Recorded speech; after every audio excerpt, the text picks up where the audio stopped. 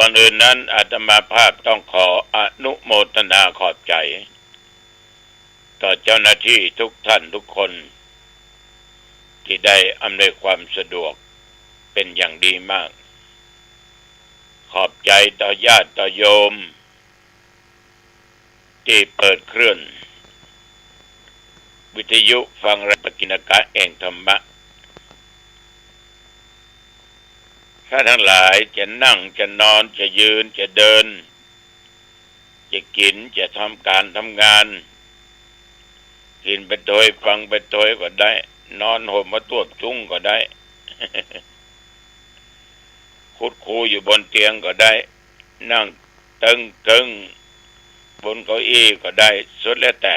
ตามสบายตามอัธยาศัยเพราะว่ามันมีไผหูมีไผหันเหมือนเวลาเดี๋ยวนี้อาตมาก็นั่งบนเตียงหรอก นั่งบนเตียงนอนเนี่ยเอาหมอนสี่เหลี่ยมวางไว้ข้างหลังเนี่ยทิ้งหมอนเนี่ยไงอย่างใดก็ตามญาติโยมก่อนที่จะได้เข้าสู่รายการอู้จ่าอย่างออกไปนั้นเอาปากลับมาไหว้พระคือบูชาพระรัตนตรัยแล้วก็สาธยายมนต์เนาะเพื่อเป็นมงคลแก่ตัวภัยตัวมันแก่ญาติแก่โยมแก่ตัวตนต่อไปก็มาไหว้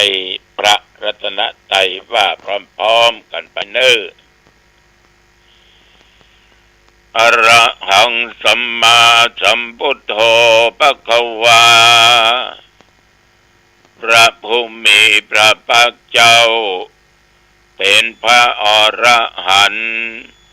ดับเพลิงกิเลสเพลิงทุกข์สิ้นเชิงตรัสรู้ชอบได้โดยพระองค์เองพุทธังภควันตังอภิวาเทมิข้าพเจ้าอภิวาทพระผู้มีพระภาคเจ้าผู้รู้ผู้ตื่นผู้เบิกบานกราบพระพุทธสวากขาโตภควตาธัมโมพระธรรมเป็นธรรมที่พระผู้มีพระเจ้าตรัสไว้ดีแล้ว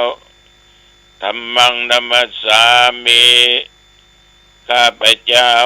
นมัสการพระธรรมสุปฏิปันโนภควโตสาวกสังโฆขอพระสงฆ์สาวกของพระผู้มีพระภาคเจ้าปฏิบัติดีแล้วสังฆังนัมมามิข้าพเจ้านอบน้อมพระสงฆ์นะโมตัสสะภะคะวะโตขอนอบน้อมแด่พระผู้มีพระภาคเจ้าพระองค์นั้นอะระหะโตซึ่งเป็นผู้ไกลจากกิเลสสัมมาสัมพุทธัสสะตรัสรู้ชอบได้โดยพระองค์เองนะโมตัสสะภะคะวะโตขอนอบน้อมแด่พระผู้มีพระภาคเจ้าพระองค์นั้นอะระหะโตซึ่งเป็นผู้ไกลจากกิเลสสัมมาสัมพุทธัสสะตรัสรู้ชอบได้โดยพระองค์เองนะโมตัสสะภะคะวะโตขอนอบน้อมแด่พระผู้มีพระภาคเจ้าพระองค์นั้นอะระหะโตซึ่งเป็นผู้ไกลจากกิเลสสัมมาสัมพุทธัสสะตรัสรู้ชอบได้โดยพระองค์เองพุทธังสรณังคัจฉามิธัมมังสรณังคัจฉามิสังฆังสรณังคัจฉามิตุติยัมปิพุทธังสรณังคัจฉามิ ตุติยัมปิธัมมังสรณังคัจฉามิตุติยัมปิสังฆังสรณังคัจฉามิติยัมปิพุทธังสรณังคัจฉามิตติยัมปิธัมมังสรณังคัจฉามิตติยัมปิสังฆังสรณังคัจฉามิอิติปิโสภะคะวะอะระหังสัมมาสัมพุทโธวิชชาจารณะสัมปันโนสุขโตโลกวิทูอนุตตโรปุริสธรรมสารถิสัทธาเทวมนุสสานังพุทโธภควาติสวากขาโตภควตาธัมโมสันติติโกอากาลิโกเอหิปัสสิโกโอปัญญิโกปัจจตังเวทิตาโพวินยูหิติสุปฏิปันโนภควโตสาวกสังโฆปุถุปฏิปันโนภควโตสาวกสังโฆญาญปฏิปันโนภควโตสาวกสังโฆ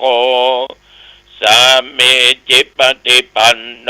ภควโตสาวกสังโฆยะติตังจตาริปุริสยุคานิอัตถปุริสปุคคลาเอสะภควโตสาวกสังโฆอาอุนัยโยปาอุนัยโยทักขินัยโยอัญชลีกรณิโยอนุตตรังปุญญาเขตังโลกัสสาติยันตุนิมิตตังอวมังคลัญจาโยจามนาโปสกุณสัสสโตปาปะกะโอโตสุปินังอากันตังพุทธานุภาเวนะวินาสเมนตุยันตุนิมิตตังอวมังคลัญจาโยจามนาโปสกุณสัสสโตปาปะกะโอโตสุปินังอากันตังธรรมานุภาเวนะวินาสเมนตุยันตุนิมิตตังอวมังคลัญจาโยจามนาโปสกุณสัสสโตปาปะกะโอโตสุปินังอากันตังสังฆานุภาเวนะวินาสเมนตุยะโตอังภาเกนิอริยยะจติยะจโตนาปิจานามิสัญจิจาปันนังชีวิตาโบโรเปตาเตนะสัจเจนะโสติสเตโอตุกัปโสติกัปปัสสะโพชังสติสังฆโตธัมมันังวิจโยตัฏฐาวิริยัมปิติปัสสติโพชังคาจัตตตาปะเรสัมมาตุเปกะโพชังคาสัตเตเตสัพพัทธัสสินามุนินาสัมมาทัคตาภาวิตาภาอุลิกตาสังวัตันติอภิญญายานิพพานายาจะโพธิยาเอเตนะสัจจวัชเชนะโสติเตโอตุสัพพทาเอกัสสมิงสัมมาเยนะโทโมคคัลลานัจจกัสสปังคิลาเนตุคิเตติสวาโพชังเคสัตตะเทสเยติจะตังอภินันติตวาโรกมุจจิงสุตังคเน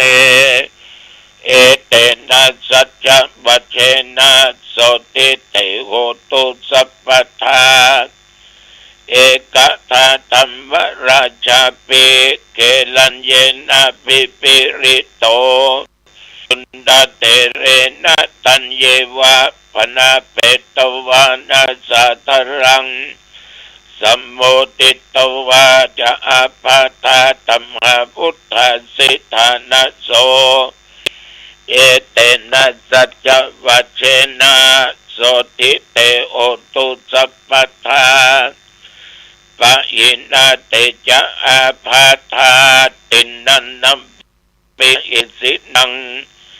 มัคคะอัตตกิเลสวะปัตตานุปติธัมมตังเอเตนะสัจจวัชเชนะโสติเตโอตุสัพพทาสักกัตตัวพุทธรัตนังโอสัตถังอุตตมังวัลลังหิตังเตปะมนุสสนังพุทธเตเชนะโสตินานัสสันตุปัตตวาสักกัตตัวธรรมรัตนังโอสัตถังอุตตมังวัลลังปะลิลาอุปัสสมานังธรรมเตเชนะโสตินานัสสันตุปัตตวาสัพเพพยาวุปัสสะเมนตุเตสักกัตตัวสังฆรัตนังโอสัตถังอุตตมังวรังอาอุนายังปะอุนายังสังฆเตเชนะโสตินานัสสันตุปัตตวาสัพเพโรกาวุปัสสะเมนตุเตพระองค์สังฆสัมมาปินิมิตาสาวุทันตังคิเมฆลังอุกิตาโคลัสสะเสนะมะลังธานาติตัมมาวิตินาจิตวามุนินโตตันเตชะสาภวตุเตชะยะมังคลานิมาราติเลกัมมาปิโยชิตัสสะภรติงโครัมปันนาระวะกัมมะขมาตัทยะขังขันติสุทันตเวทินาจิตวามุนินโตตันเตชะสาภวตุเตชะยะมังคลานินาราคิริงกัจจวัลลังอติมัตตภูตังทวะเกจักกัมมะสนิวาสุทารุนันตังเมตตาภูเสกวิตินาจิตวามุนินโตตันเตชะสาภวตุเตชะยะมังคลานิอุกิตะคะขมติหัตถสุทารุนันตังทวันติโยชนะปัฏฐาทังกุลิมาละวังอิติปิสังฆตัมมโนจิตวามุนินโตตันเตชะสาภวตุเตชะยะมังคลานิกัตตัวนากัตถะมุตรังอิวะคัมปินิยะจินจายะตุตะวัจนังชนะกายะมะเทสันเตนะโสมาปิตินาจิวามุนินโตตันเตชะสาภวตุเตชะยะมังคลานิสัจจังวิหายามติสัจจกวัตเกตุงวัฏาปิโรปิตัมมนังอติอันตภูตังปัญญาปฏิปัจจลิโตจิตวามุนินโตตันเตชะสาภวตุเตชะยะมังคลานิโดปันนันตปุจกังวิปุตังมะอิติงพุเตนะเตละพุจเกนะธรรมปยันโตอิตุปเทสวิตินาจิตวามุนินโตตันเตชะสาภวตุเตชะยะมังคลานิทุกขาอาติติปุจเกนะสุทัตตังอัตตังรัมบังวิสุทธิสุติมิธิปะกาปิทานัง ยานะคเทนะวิตินาจิตตวามุนินโทตันเตชะสะภวตุเตชะยะมังคลานิเอตปิปุตตะชะยะมังคลาอัฏฐคาถา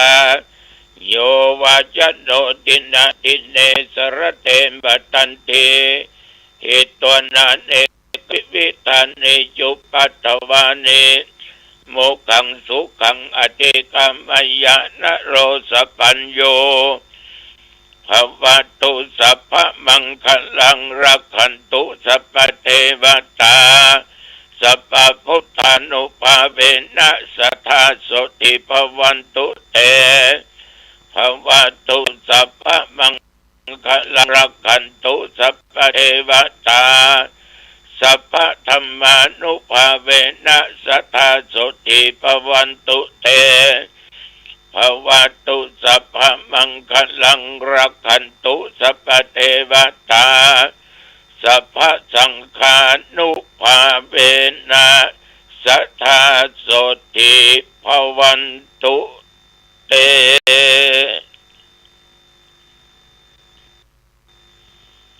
โดยบทพุทธานุภาพ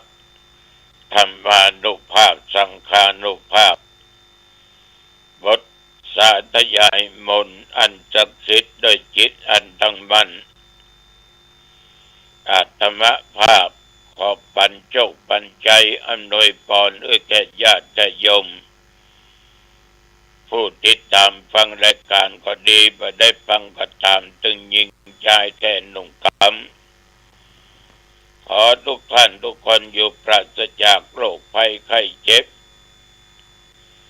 ปราศจากซึ่งเคราะห์ปีเคราะห์เดือนเคราะห์วันเคราะห์ยามเคราะห์เมื่อรับเมื่อตื่นเมื่อยืนเมื่อเที่ยวเคราะห์เลี้ยวซ้ายและขวาอย่าได้มาถูกต้องการยาแห่งมูลศรัทธาที่เป็นอยู่แล้วขอหายเป็นปกติดีที่จะมีมาไปหน้าก็อย่ามากำมากายสรีระร่างกายของทุกคนขอญาติโยมมีความสุขกายสุขใจเจริญไปด้วยโชคปีโชคเดือนโชควันโชคยามอายุปีอายุเดือนอายุวันอายุยามสุขกายสบายใจกึศอันหนึ่งอันใดสมปรารถนาจุประการอายุวันโนสุขังพลังพรอันล้ำเลิศอันประเสริฐนี้จงบังเกิดมีแก่ทุกท่านทุกคนขอเจริญพรกรมอุตุได้ประกาศบอกตักเตือนพายุลมฝนนั้นยังมีอยู่มันบ่ปรากฏตกที่บ้านเฮามันก็ไปตกที่อื่นญาติโยมมาหานี้ก็น้ำท่วมหลายที่หลายอำเภอ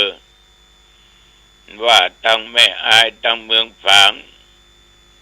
ตะหนทางก็ถูกน้ำท่วมแม่ริมก็น้ำท่วมขนาดพดไปแม่แจ่มแม่เสลียงน้ำยังมาท่วมอยู่แต่หนองตองปลอดภัยไม่เป็นไรฝนไม่ตกแต่ว่าใกล้เคียงตกออกก็บ่มีรายงานว่าฝนตก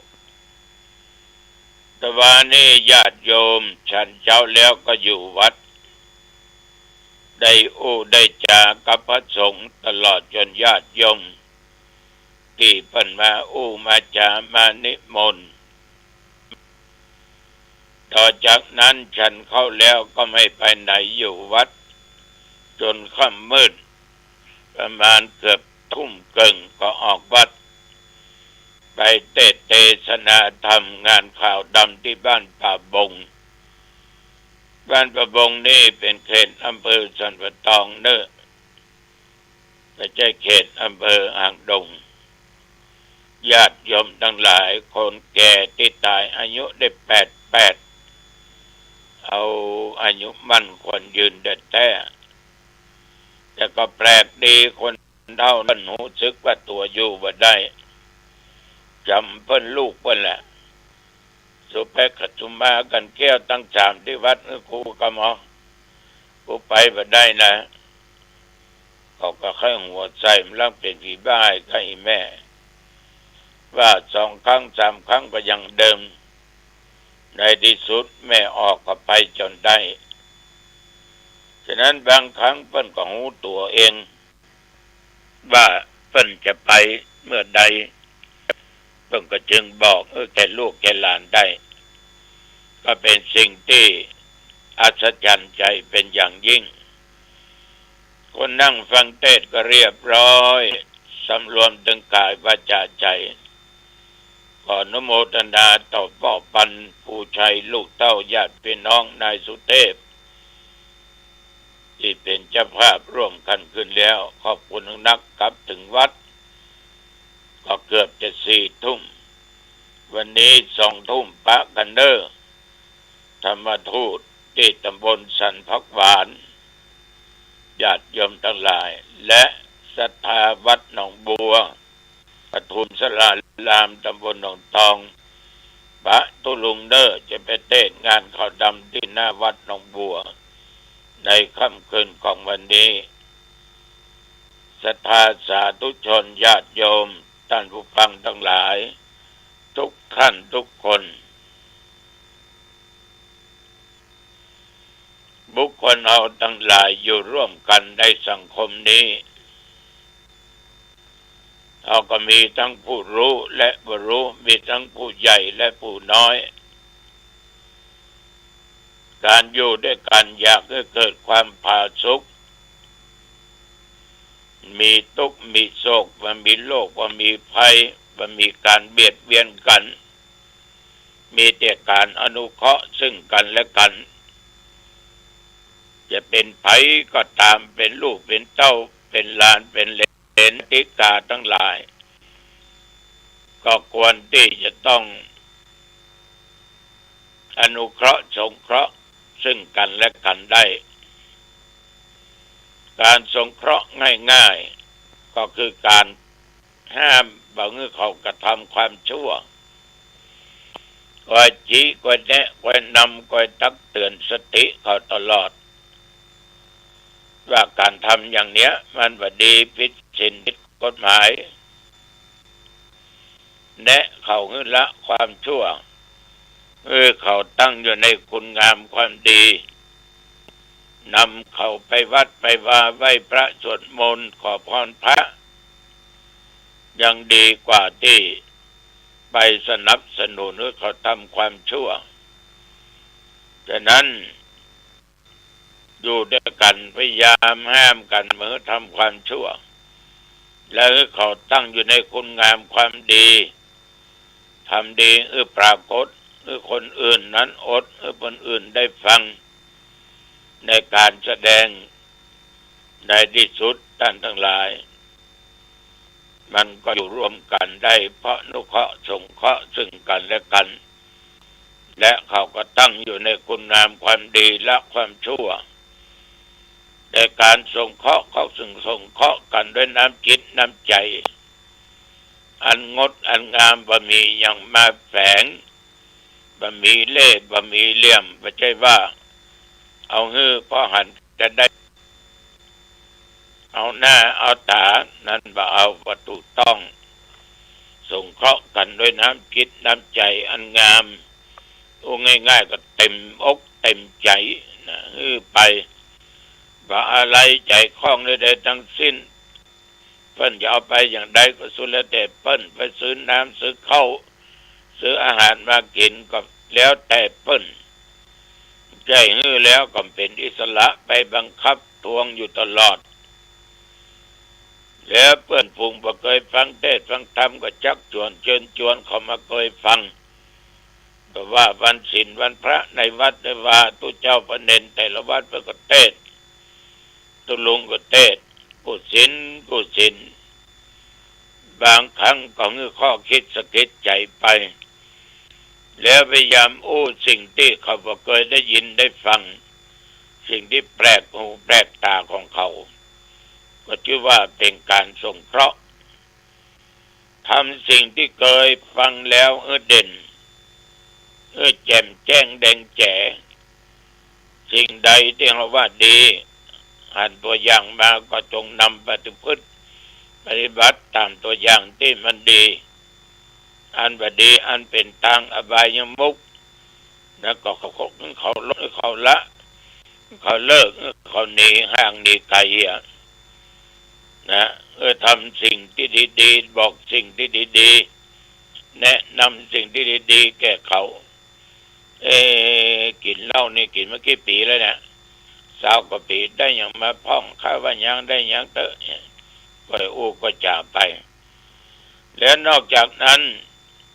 จะต้องเป็นคนบอกทางสวรรค์แก่ครอบครัวแก่มิแก้วสหายคำแต่คนเฮาเนี่ยมันมีอย่างบ่ชอบไผมาสอนก่อนจะก่อนจะจาก็พิจารณาดูดีๆก็หมายความว่าสอนให้เขาละความชั่วทางกายวาจาและจิตใจเขาทำแต่คุณงามความดีทานรักษาศีลฟังเทศน์ฟังธรรมเจริญเมตตาภาวนาเหล่านี้นี่เป็นว่าบอกทางไปสู่เมืองสวรรค์เอาละญาติโยมจาไปมาเป็นเวลาพอสมควรอายุวันโนสุขังพลังพบกันใหม่โอกาสหน้าเจริญพร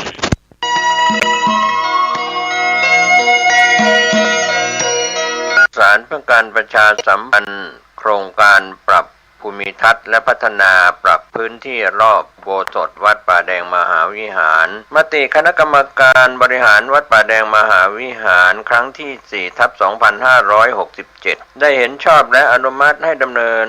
โครงการใช้เงินบริจาคและเงินสะสมของวัดเพื่อพัฒนาปรับพื้นที่ของวัดป่าแดงมหาวิหารจึงขอเชิญชวนผู้มีจิตศรัทธาร่วมพัฒนาเพื่อถวายเป็นพระราชกุศลถวายพระเจ้าสามฝั่งแกนและพระเทวีพระเจ้าติโลกราชพระเมืองแก้วและอดีตเจ้าอาวาสวัดป่าแดงมหาวิหารมีพระญาณคัมภีร์พระมหาสวามีโพธินันทะครูบาเจ้าศรีวิชัยพระอธิการอินแก้วอรินทโรครูบาอ่องขอเชิญชวนผู้มีจิตศรัทธามีเจตนาร่วมในข่าวครั้งนี้โอนเงินผ่านธนาคารกรุงไทยสาขาสุเทพชื่อบัญชีวัดป่าแดงมหาวิหารเลขที่บัญชี521064750สอบถามรายละเอียดบุญได้ที่0818815690ก็เป็นโครงการปรับภูมิทัศน์และพัฒนาปรับพื้นที่รอบอุโบสถวัดป่าแดงมหาวิหารตำบลสุเทพอำเภอเมืองเชียงใหม่จังหวัดเชียงใหม่โครงการนี้เริ่มดำเนินการท่านที่จะร่วมบุญร่วมกุศลร่วมอนุโมทนาได้บุญได้กุศลได้ความดีโดยทั่วหน้ากัน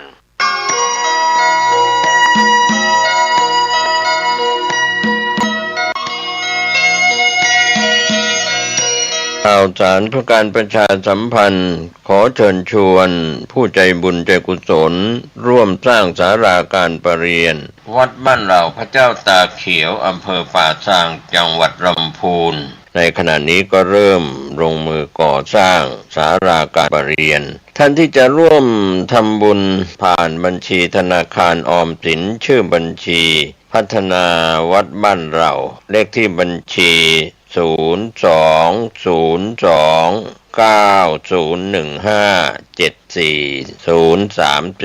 หรือติดต่อสอบถามได้ที่พระครูภาวนาโส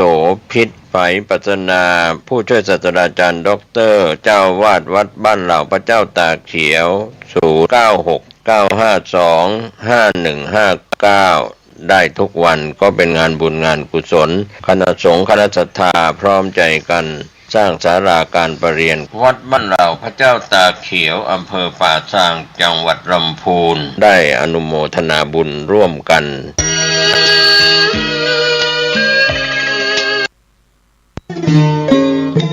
ข่าวสารเพื่อการประชาสัมพันธ์ขอเชิญชวนผู้ใจบุญใจกุศลร่วมทำบุญทอดผ้าป่าสามัคคีประจำปีพุทธศักราช 2568 เพื่อบูรณะวิหารปูพื้นกระเบื้องไวนิลตารางเมตรละ 699 บาทจำนวน 150 ตารางเมตรทำโครงเหล็กป้องกันนกรอบวิหารราดพื้นเททรายล้างหน้าวิหารราวบันไดเหล็กสแตนเลสทาสี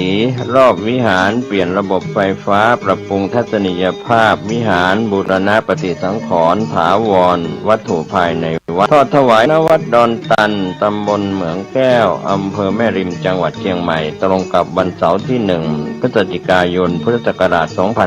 2568 ช่วงเช้า 9:39 นาทีเป็นต้นไปก็ขอเชิญชวนศรัทธานักศีลนักบุญทั้งหลายร่วมงานบุญทอดผ้าป่าสามัคคีครั้งนี้เพื่อบูรณะวิหารปูพื้นกระเบื้องไวนิลรวมไปถึงทำโครงเหล็กป้องกันนกรอบวิหารราดพื้นเททรายร้างหน้าวิหารราวบันไดเหล็กสแตนเลสทาสีรอบวิหารเปลี่ยนระบบไฟฟ้าปรับปรุงทัศนียภาพวิหารบูรณะปฏิสังขรณ์ถาวรวัตถุภายในวัดดอนตันตำบลเหมืองแก้วอำเภอแม่ริมจังหวัดเชียงใหม่เสาร์ที่ 1 พฤศจิกายน 2568 นี้เชิญท่านร่วมงานร่วมบุญร่วมบริจาคได้บุญได้กุศลโดยทั่วหน้ากัน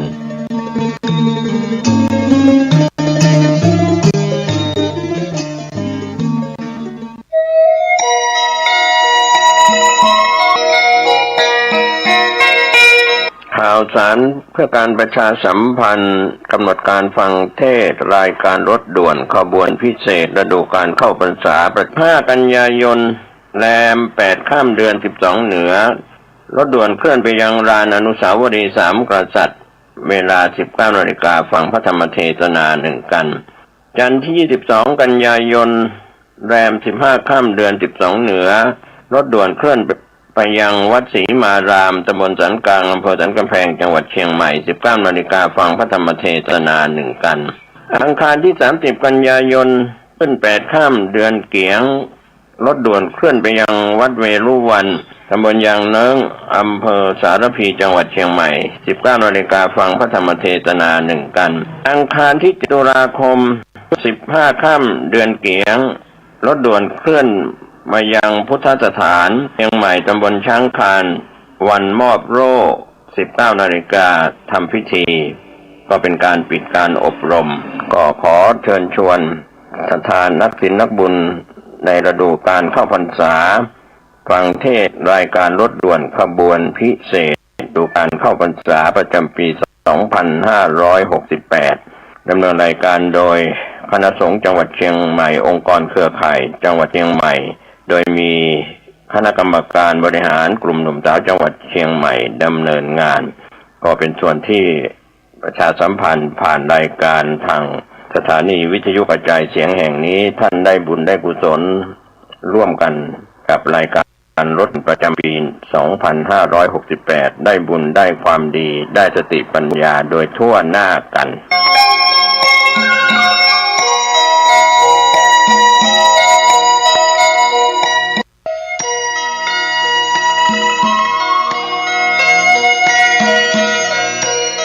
ข่าวสารเพื่อการประชาสัมพันธ์คณะสงฆ์จังหวัดเชียงใหม่ขอเชิญร่วมเป็นเจ้าภาพทุนการศึกษาฉลองปริญญามุทิตาจิตพระภิกษุสามเณรจังหวัดเชียงใหม่ผู้สอบบาลีได้ปีพุทธศักราช 2568 ตรงกับวันเสาร์ที่ 27 กันยายนพุทธศักราช 2568 เวลา 9:30 นาทีพิธีทำบุญทักษิณานุปทานเวลา 13 นาฬิกาพิธีฉลองปริญญาธรรมมุทิตาจิตจัดงานณวัดสวนดอกพระรามหลวงตำบลสุเทพอำเภอเมืองจังหวัดเชียงใหม่ท่านสามารถร่วมบริจาคได้ที่วัดท่าตอนพระรามหลวงอำเภอแม่อายเชียงใหม่วัดพระสิงห์วรมหาวิหารอำเภอเมืองเชียงใหม่วัดพระธาตุดอยสะเก็ดพระรามหลวงอำเภอดอยสะเก็ดจังหวัดเชียงใหม่วัดสวนดอกพระรามหลวงอำเภอเมืองเชียงใหม่จังหวัดเชียงใหม่ สำนักงานเจ้าคณะจังหวัดเชียงใหม่วัดสวนดอกพระอารามหลวงวัดพระธาตุศรีจอมทองวรวิหารอำเภอจอมทองจังหวัดเชียงใหม่และวัดศรีโสดาพระอารามหลวงอำเภอเมืองเชียงใหม่จำนวนประโยคจำนวนผู้สอบได้จำนวนทุนการศึกษาที่จัดถวายประโยคปท9 4รูปละ 20,000 บาททุนการศึกษา 80,000 บาทประโยคปท8รูปละ 10,000 บาททุนการศึกษา 80,000 บาทประโยคปท7 8รูปละ 7,000 บาททุนการศึกษา 56,000 บาทประโยคปท6จำนวน5รูปละ 6,000 บาททุนการศึกษา 30,000 บาทประโยคปท5จำนวน11รูปละ 5,000 บาททุนการศึกษา 55,000 บาทประโยคปท4 21รูปละ 4,000 บาททุนการศึกษา 84,000 บาทประโยคปท3 20รูปละ 3,000 บาททุนการศึกษา 60,000 บาทประโยค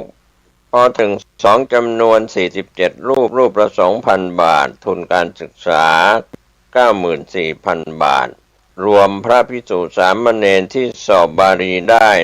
124รูปทุนการศึกษาจำนวน 539,000 บาทในส่วนของผู้สอบบาลีที่เป็นอุบาสกอุบาสิกา10คนทุนการศึกษาจำนวน 54,000 บาททุนการศึกษาทุกชั้นประโยค 593,000 บาท2ทานบดีที่มีความจำนงเป็นเจ้าภาพทุนการศึกษามุทิตาจิตผู้สอบบาลีได้ประจำปี 2568 ในแต่ละพื้นที่แจ้งความจำนงได้ที่พระครู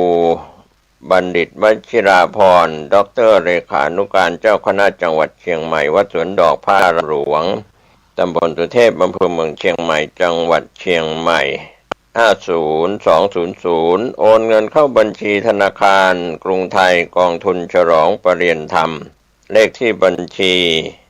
54002961557ภายในวันที่20กันยายน2568เพื่อนำรายชื่อจัดพิมพ์ในสูจิบัตรและอนุโมทนาบัตรก็เป็นส่วนที่ทางคณะสงฆ์จังหวัดเชียงใหม่ขอบคุณอนุโมทนา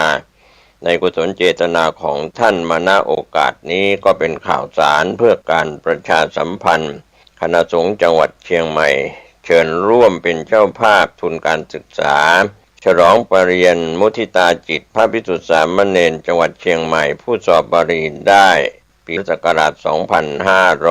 2568 ตรงกับวันเสาร์ที่ 27 กันยายนตั้งแต่ช่วงเช้า 9:30 น.พิธีทำบุญทักษิณานุปทานเวลา 13 นาฬิกาพิธีมอบฉลองปริญญาธรรมมุทิตาจิตสถานที่จัดงานวัดสวนดอกพระอารามหลวงตำบลสุเทพอำเภอเมืองเชียงใหม่จังหวัดเชียงใหม่ตามวันเวลาและสถานที่ดังกล่าวโดยพร้อมเพรียงกัน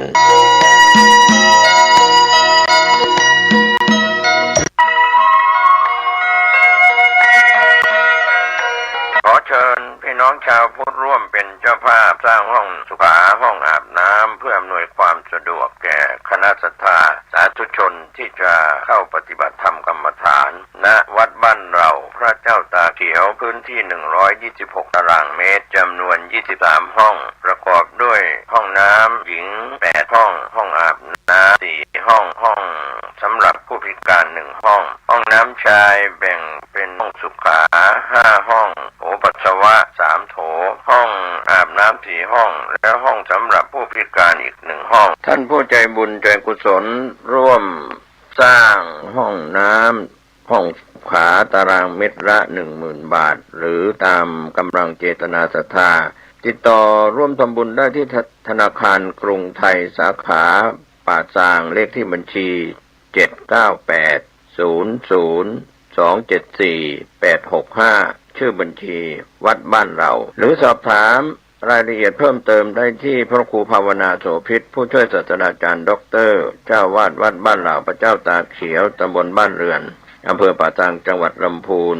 โทรศัพท์0969525159ได้ทุกวันขออนุโมทนากับเจ้าภาพทางไกลและที่ร่วมทั้งภาพปกติและออนไลน์ได้บุญได้กุศลได้ร่วมอนุโมทนาโดยทั่วหน้ากัน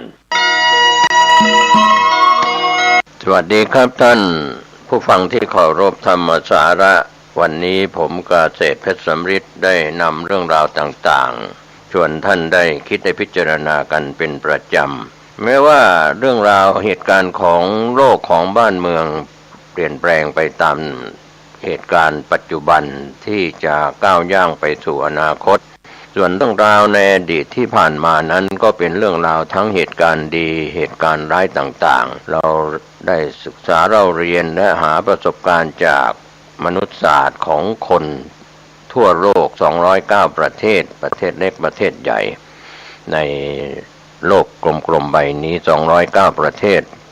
ต่อไปในอนาคตก็อาจจะขยายมากกว่า209ประเทศที่แยกจากประเทศใหญ่ๆออกมาเป็นประเทศเล็กๆอย่างไรก็ตามมนุษยศาสตร์สังคมศาสตร์วิทยาศาสตร์ศาสตร์ต่างๆแพทยศาสตร์แล้วก็ในศาสตร์มากมายแม้ในศาสตร์ที่เราได้ศึกษาในพระไตรปิฎกมี18ศาสตร์แล้วก็มีมากเพิ่มขึ้นในศาสตร์ของชาวโลกที่ได้ศึกษากันนี่แหละเป็นเครื่องหมายชี้แจงบอกถึงการเปลี่ยนแปลงของศาสตร์ที่เราได้รู้ได้ศึกษาโดยเฉพาะศาสตร์ที่เกิดขึ้นจากมนุษยศาสตร์หรือวิทยาศาสตร์พุทธศาสตร์ธรรมศาสตร์อะไรต่างๆก็แล้วแต่คนเหล่านั้นมองหน้าเห็นหน้าแล้วก็ไม่รู้ถึงใจเพราะเหตุว่าความรู้สึกนึกคิดของแต่ละคนแต่ละท่านเป็นหญิงเป็นชายเป็นเด็กเป็นผู้ใหญ่เป็นบรรพชิตหรือคฤหัสถ์ก็ตามวันนี้เรารู้หน้าตาท่าทางหญิงชายอากับกิริยาท่าทางเห็นหน้ารู้หน้าได้แต่ไม่รู้ถึงจิตใจยังไม่ถึงความรู้สึกโดยข้ออุปมาเหมือนดั่งทะเลนะครับคุณ8ประการที่เรายังไม่ถึงก็คือสะดือทะเลความลุ่มลึกของทะเลเช่นเดียวกันกับในทางพระพุทธศาสนาโดยเฉพาะคำสอนที่บอกว่าคนเรานี่ยังใจไม่ได้ยังใจไม่ถึงแม้คนที่เป็นสามีภรรยานอนเบียดเสียดภรรยาสามีลูกหลานอยู่ก็ตามก็ยังใจไม่ได้พ่อแม่ยังใจลูกไม่ได้ลูกก็ยังใจพ่อแม่ไม่ได้หรือคนที่คบค้าสมาคมกันก็ยังใจรู้ซึ่งทางจิตใจไม่ได้ว่าเขาสร้างบุญบารมีอะไรมา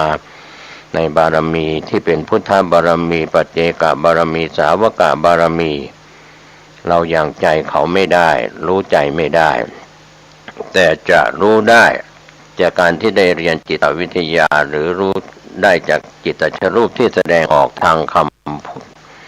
ทางอากับกิริยายืนเดินนั่งนอนคู่เหยียดเคลื่อนไหวการรับประทานอาหารการแต่งเนื้อแต่งตัวการเข้าสู่สังคมมีทั้งการเข้าสู่สังคมแบบเรียกว่าสังคมไฮโซที่หลอกลวงกันซึ่งหน้าแต่อย่างใจไม่ได้ว่าเขาแต่งตัวจะสวยงามแต่จิตใจเขาจะสวยงามตามการแต่งตัวภายนอกหน้าตาตั้งแต่ศีรษะจนจดปลายเท้าเสียเงินเสียทองไม่ว่าจะเป็นเรื่องของการศัลยกรรมตกแต่งใช้เครื่องสำอางใช้เครื่องประเทืองผิวอะไรก็แล้วแต่อันนั้นเป็นเรื่องของการแต่งกายภายนอกแต่การแต่งกายภายนอกนั้นก็สวยงามแล้วที่โบราณชอบพูดว่าไก่งามเพราะขนคนงามเพราะแต่งแต่ว่าแต่งจิตแต่งใจนี่สำคัญนะครับท่านผู้ฟังวันนี้เราจะหน้าตาสวยสดงดงามจะหล่อไม่หล่อจะสวยไม่สวยอะไรก็แล้วแต่เราต้องทำความสะอาดร่างกายตั้งแต่หัวจรดเท้าด้วยการทำความสะอาดภายนอกแต่ความสะอาดภายในเราจะต้องทำความสะอาดด้วยทานศีลภาวนาเป็นการทำความสะอาดตามหลักทาน ตามหลักฐานในทางพระพุทธศาสนาวันนี้ก็เป็นเรื่องไม่แปลกนะครับที่เราได้ฟังพุทธธรรมนาย16ข้อ16ประการของพระพุทธองค์ทรงพยากรณ์แก่พระเจ้าประเสนที่โกศลที่ฝันขึ้นเดียว16เรื่องก็เกิดขึ้นแล้วในยุคปัจจุบันและกำลังเกิดขึ้นต่อไปจากปัจจุบันไปสู่อนาคตแม้แต่ชาวฝรั่งก็ยังเชื่อการพิสูจน์ของนอตตาดามุสที่พยากรณ์แบบฝรั่งแบบที่พยากรณ์ไว้แต่พุทธธรรมนายของเรามีมาก่อนนอตตาดามุสแล้ว16ข้อ16ประการว่าข้อแรกแผ่นดินจะวิปริตข้อที่2คนเริงกามข้อที่3ลูกบังเกิดเกล้าข้อที่4ใบเบิกทางข้อที่5ยุติธรรมอยู่ที่ไหนข้อที่6ที่ครอกเดินถนนข้อที่7จุดไฟเผาบ้านข้อที่8คนจนมีสิทธิ์ไหม